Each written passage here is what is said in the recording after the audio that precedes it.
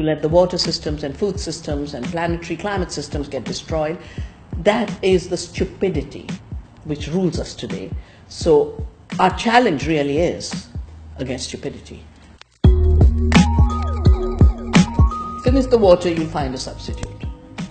Finish the food, you'll find a substitute. But are there substitutes for the real things that make life work? No. The food that they say they'll find a substitute is fake food that is doing huge amounts of damage to our health. And in water anyway they can't create it, they can steal it. So the powerful go to poorer communities to divert more water. I don't think the planet will die. I think the earth is too powerful. She's lived through hotter times, colder times. She's lived with dinosaurs, without dinosaurs. She'll live with human beings, without human beings. We are dispensable. She'll find a way. We need to protect our home. Women were left to do the work that was considered not important. Going to war and killing was considered important. Making profits at the cost of others was considered important. That's where powerful men designed it, and they sucked in not powerful men to do their dirty job.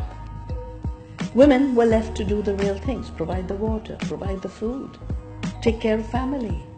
The values we need are the values of knowledge of how to live with nature. That's what women's knowledge is. We need knowledge of how to care. That's knowledge. It's called emotional intelligence now. We need knowledge of how to share. That is a capacity we will need more and more in the future, in a period of privatization and in a period of extraction.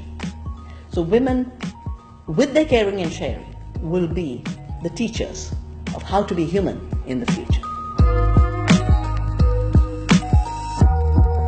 We are living the final stages of a very deceitful system that has made everything that is very costly for the planet, costly for the producer, look cheap for the consumer. So very high cost production with GMOs and patents and royalties and fossil fuel is made to look like cheap food. Very costly production that kills the girls in Bangladesh in slave factories is made to look like cheap clothing. This is a fake cheap. In this period of the end of the world, how do we sow the seeds of a possible world?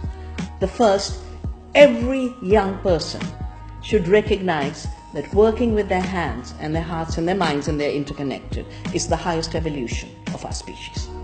Working with our hands is not a degradation.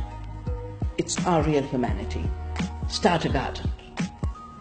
Create a playground in the way you grow food. Save seeds. Cook.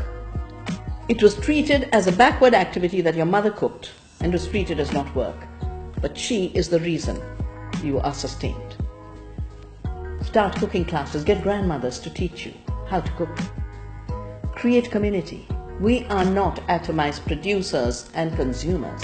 We are part of the earth family. We are part of a human family. We are part of a food community. Food connects us. Everything is food. And finally, never be afraid of deceitful, dishonest, brutal power. That is true freedom.